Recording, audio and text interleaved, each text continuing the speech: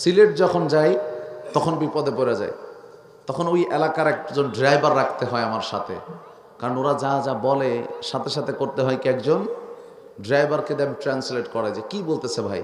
তো ড্রাইভার সাহেব একদিন কইতেছে, হুজুর বাংলা ভাষা এটা আহত হয়েছে সিলেটে আর নিহত হয়েছে চট্টগ্রামে।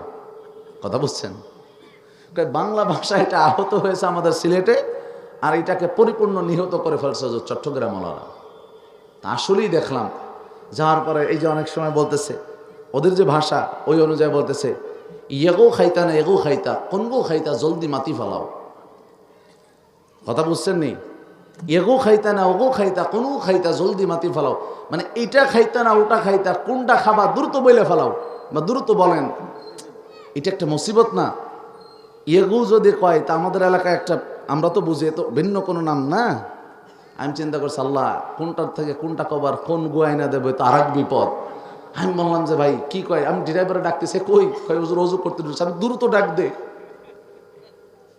সিগন্যাল উল্টো পাল্টা হইলেই বিপদ, কি আনতে কি নিয়ে আসে, আমি আর এক বিপদে পড়ে যাব।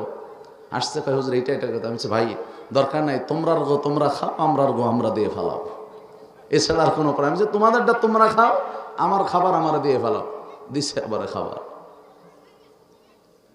এই জন্য এক দেশের ভাষা, এক দেশের বলি, আর এক দেশের কি গালি।